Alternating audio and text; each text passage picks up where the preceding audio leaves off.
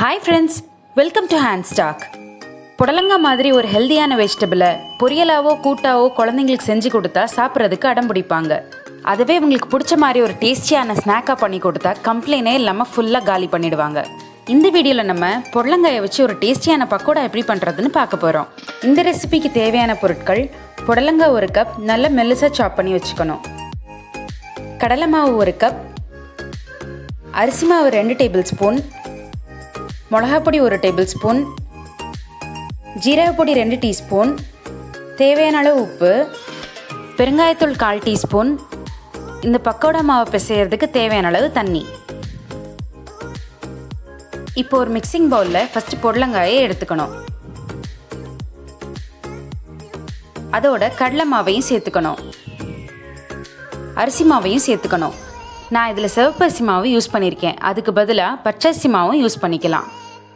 இதோட ஜீரகப்பொடி, உப்பு, பெருங்காயத்தூள்,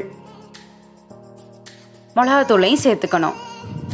இந்த ட்ரை இன்க்ரீடியன்ட்ஸ் எல்லாத்தையும் நல்லா மிக்ஸ் பண்ணிக்கணும்.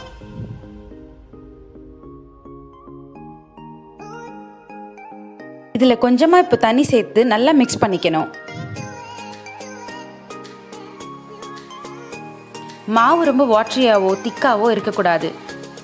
கரெக்டான கன்சிஸ்டன்சியில் இருந்தால் தான் மாவோடு சேர்ந்து எல்லா மசாலாவும் புடலங்காயில் நல்லா ஒட்டும்.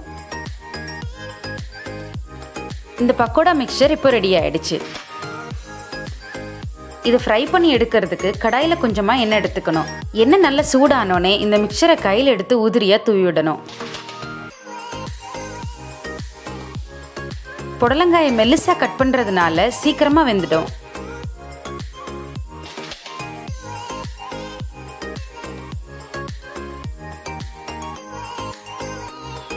ஒரு சைடு நல்லா ஃப்ரை ஆனோடனே திருப்பி போட்டுக்கணும்.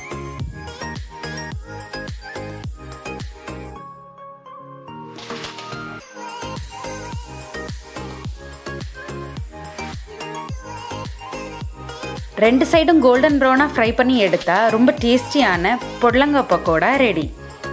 இது ஒரு தடவை குழந்தைங்களுக்கு செஞ்சு கொடுத்து பாருங்கள், அப்புறம் அவங்களோட ஃபேவரட் வெஜிடபிள் புடலங்காய் தான் சொல்லுவாங்க. இந்த வீடியோ உங்களுக்கு பிடிச்சிருக்குன்னு நினைக்கிறேன். பிடிச்சிருந்தா லைக் பண்ணுங்கள், உங்கள் ஃப்ரெண்ட்ஸோட ஷேர் பண்ணுங்கள். இது வீட்டில் ட்ரை பண்ணி பார்த்துட்டு எப்படி இருந்துச்சுன்னு எனக்கு கமெண்ட் பண்ணுங்கள். இது மாதிரி இன்னும் நிறைய வீடியோஸ்க்கு என் சேனலை சப்ஸ்கிரைப் பண்ணுங்கள். தேங்க்யூ.